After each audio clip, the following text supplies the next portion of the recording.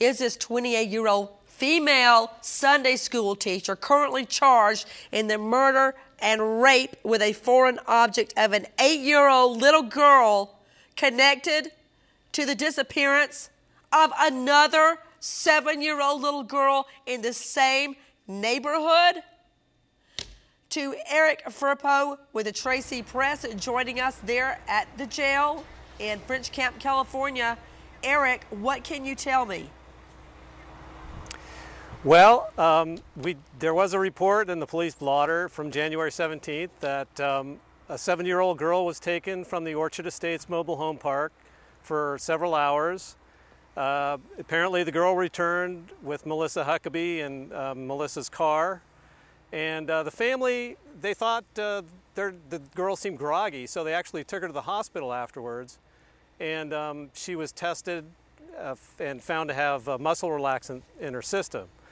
And, you know, the mother who took her there had alcohol on her breath, and there might have been some sort of drug violation issue. It's sort of unclear what happened at the hospital, but a friend of the family was told by the FBI not to talk about the case. And it's now been wrapped up into the murder investigation. But a friend of the family told us that the mother was very upset that more wasn't done by the police. But we don't really know what was done by the police because they're not saying. To Dr. Marty McCary at Johns Hopkins, groggy? I guess so. Why don't you tell us, Dr. McCary, what the little 7-year-old girl had coursing through her bloodstream?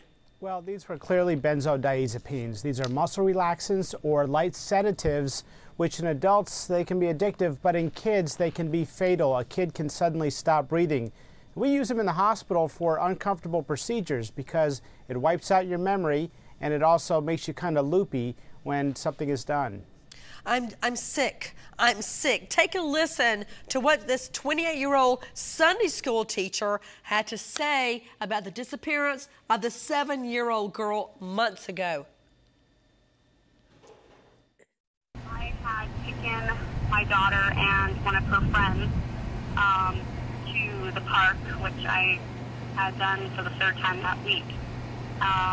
The mother was, I guess, at work, and the grandmother had told the little girl that she could go to the park, which she does all the time.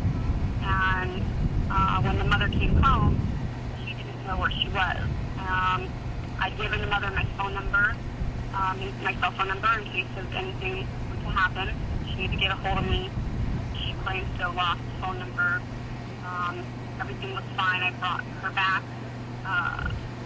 Police were called out at the time, and I was then called by my grandparents to her phone because her mother did not know that she was missing.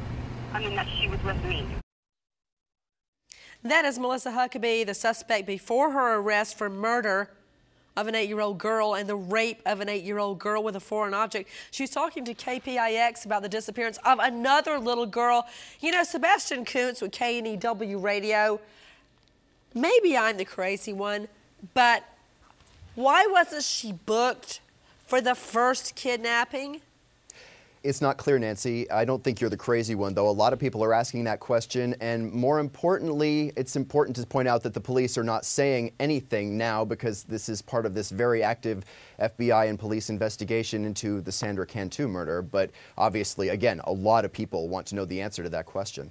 To Sergeant Tony Shinneman, the PIO with the Tracy Police Department. He's standing by there at French Camp, California as well.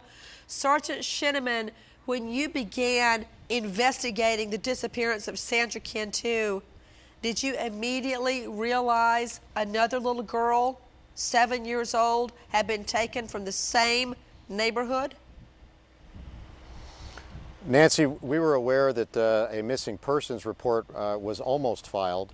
No report was taken at that time, and that's been confirmed in the police logs. We're concerned about two things in this case. One is obviously the integrity of our investigation, but we're also concerned about Ms. Huckaby's opportunity to receive a fair trial, and that's another reason why we're not commenting on this, and speculative journalism Sergeant. Could damage her opportunity to have that. Sergeant Shinneman, the first little girl, whose name obviously we're not revealing, Was she checked to determine whether there had been a sex assault?